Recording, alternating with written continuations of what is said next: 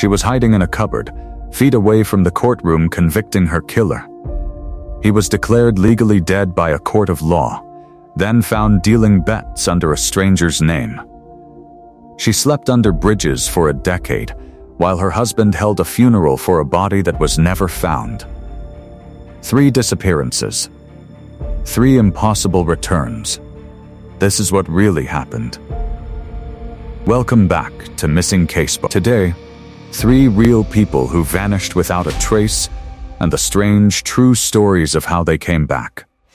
Let's start in Rockhampton, Queensland, Australia, in the winter of 1998.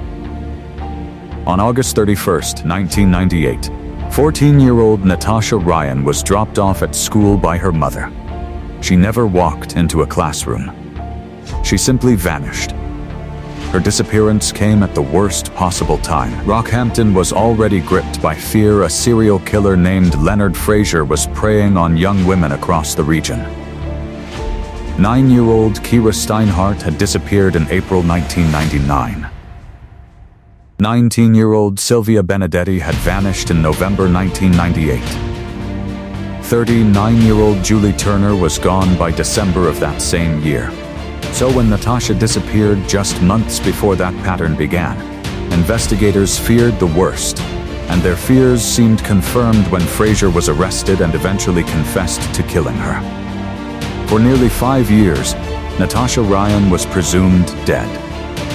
Her family held a memorial service on what would have been her 17th birthday in 2001, quietly accepting that she was never coming home. Fraser was formally charged with her murder, and in April 2003 he stood trial in the Queensland Supreme Court. Prosecutors laying out his confession as proof that he had killed a 14-year-old girl and disposed of her body so completely that it was never recovered. Then, on April 10, 2003, in the second week of that very trial, police received an anonymous tip. It claimed Natasha Ryan was alive, hiding at a house in North Rockhampton. Detectives raided the property that night, and there, curled inside a bedroom wardrobe, they found her. Alive, 18 years old now, and living less than a mile from her own mother's home. The truth was almost too strange to believe. Natasha had run away with her boyfriend, 22-year-old Scott Black, a milkman who delivered dairy across town by day and hid a dead teenage girl in his house by night. It wasn't even her first disappearance. A month before she vanished for good, she had briefly run away with Black once already, only to be found within 2 days. An early warning sign that police somehow never connected to what came next. For nearly 5 years, Natasha rarely left the property. When Black had visitors, she vanished into that wardrobe until they left. Neighbors swore he lived alone. Only his laundry ever appeared on the line outside. She read, cooked, sewed, and browsed the early internet in the dark behind drawn curtains, moving between a house in Yeppoon and later back to Rockhampton itself, all while a serial killer sat in custody, wrongly accused of murdering her. The next day, April 11, 2003, a prosecutor stood before a stunned courtroom and delivered one of the strangest lines in Australian legal history, that Leonard Fraser was not guilty of murdering Natasha Ryan, because Natasha Ryan was alive. Fraser's defense never even sought a mistrial. He was later convicted of the murders of Kira Steinhardt, Sylvia Benedetti, and Julie Turner, and received 3 life sentences before dying in prison in 2007. His false confession to killing a girl who was, in fact, hiding in a cupboard down the road was never fully explained. Natasha herself faced consequences. Scott Black pleaded guilty to perjury for lying to police about her whereabouts and served time in prison. Natasha never publicly explained why she ran, only saying years later that no reason she gave could undo the pain she'd caused her family. Remarkably, she and Scott Black stayed together. They married in 2008, and she rebuilt a quiet life as a mother of 4, training as a nurse, finally shedding the nickname that followed her for years, the girl in the cupboard. Natasha Ryan passed away in June 2024, found on a Rockhampton golf course at just 40 years old, in a death that police ruled non-suspicious, closing the final chapter on one of Australia's most bizarre missing person cases. Now let's cross the world to Highland Park, Illinois, and a disappearance that started not with fear, but with debt. On May 11, 1979, Arthur Gerald Jones kissed his life at the Chicago Board of Trade goodbye, quite literally. He was a commodities trader, drowning in gambling debt, reportedly having once wagered $30,000 on a single basketball game. His wife, Joanne, later told investigators he'd forged her signature to take out a second mortgage just to cover what he owed. That morning, he told her he was heading out to run an errand. He drove off in a silver 1977 Buick. He never came home. What made the case genuinely chilling wasn't just the debt, it was the timing.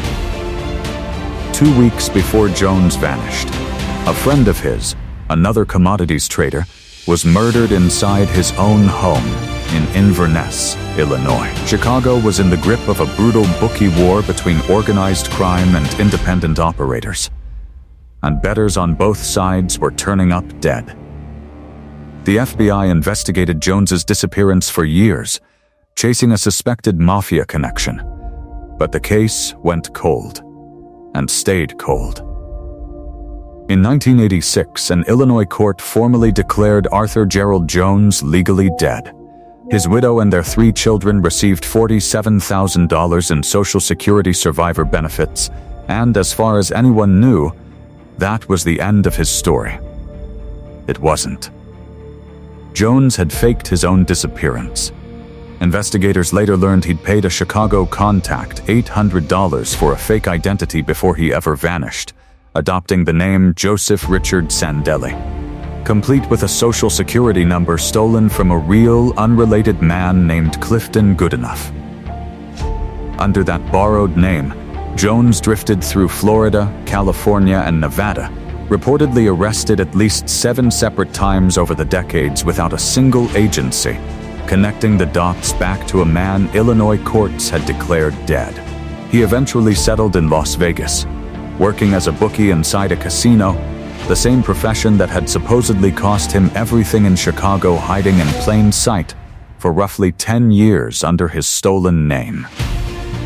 He even used that alias to obtain a legitimate Nevada driver's license in 1988, quietly renewing it every few years, including as recently as 2008, without a single red flag ever being raised.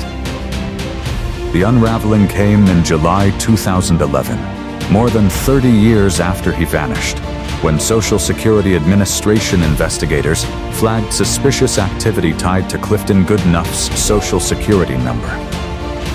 That trail led straight to Nevada's Department of Motor Vehicles, and straight to Arthur Gerald Jones, now 72 years old, still living as Joseph Sandelli. He was arrested on felony charges including fraud and identity theft. When investigators finally sat him down, Jones offered no dramatic confession, no story of coercion or fear for his life. He simply said he'd wanted a fresh start, and that he had never once reached out to his wife, his children, or anyone from his old life in Illinois in over 3 decades. A man his family had mourned, buried in every legal sense, had been alive the entire time, 30 minutes from the Vegas Strip, taking bets under a dead stranger's name. Our third case takes us to Lidditz, Pennsylvania, and it begins, hauntingly, almost the exact same way Natasha Ryan's did, with a mother dropping her children off at school.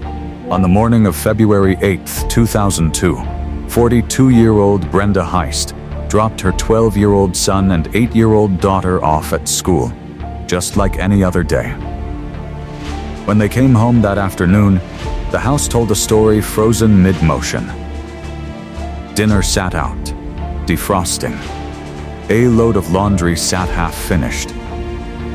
Brenda Heist was simply gone, Her car turned up days later in a parking lot near a bus station in a neighboring county untouched, with none of her personal belongings missing. Investigators immediately suspected foul play, and suspicion fell hard on her husband, Lee, even though the couple was reportedly in the middle of an amicable divorce. He was cleared after passing a polygraph test, but the damage to his family standing in the small town lingered. Neighbors reportedly wouldn't even let their kids play with the Heist children anymore. Lee Heist lost his job and eventually his house, raising their 2 children alone, while an investigation involving dozens of detectives slowly went cold. Brenda's photo stayed pinned to a wall at Liddittsboro Police Headquarters for years, a case nobody forgot, but nobody could solve. In 2010, after the required 7 years had passed, Lee finally petitioned the courts to have Brenda declared legally dead. He remarried. His children grew into teenagers who had spent more of their lives without their mother than with her. Then, in April 2013, 11 years after she vanished, Lee Heist's phone rang. He assumed after all that time, it could only mean one thing, that her remains had finally been found. Instead, the detective on the line told him his ex-wife was alive. Brenda Heist had walked into the Monroe County Sheriff's Office in Key Largo, Florida, that same month, turning herself in over outstanding warrants and, in the process, revealed she was the missing woman from Pennsylvania that police had been searching for since 2002. Her account of the 11 years in between was almost as strange as her disappearance. She told detectives that on the day she vanished, she'd just been denied housing assistance in the middle of her divorce, and had gone to sit alone in a park, overwhelmed and in tears.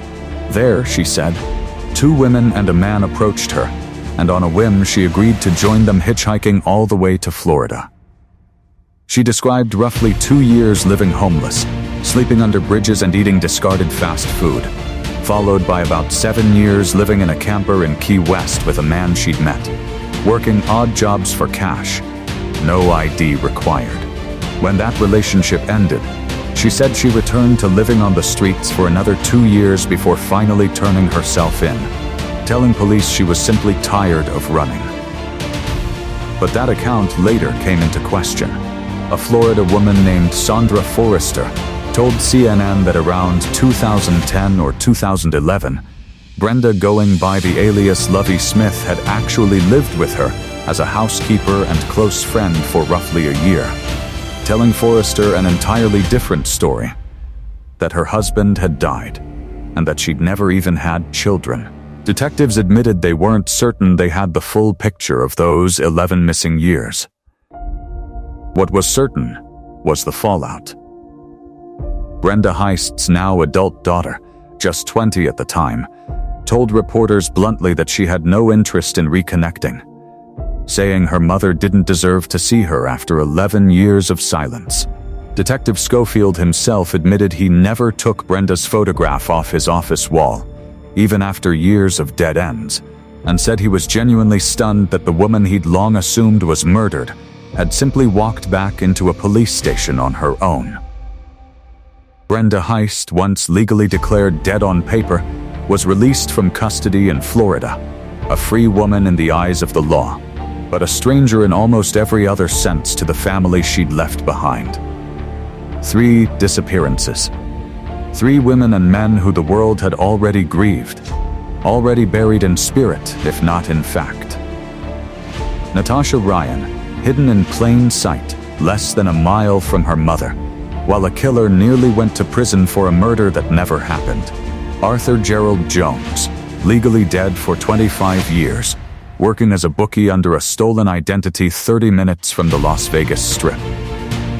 Brenda Heist, declared deceased by a Pennsylvania court, resurfacing 11 years later in the Florida Keys with a story her own family still isn't sure they believe. What connects them isn't just that they came back, it's what their return did to the people who had spent years grieving someone who, it turned out, had simply chosen to disappear.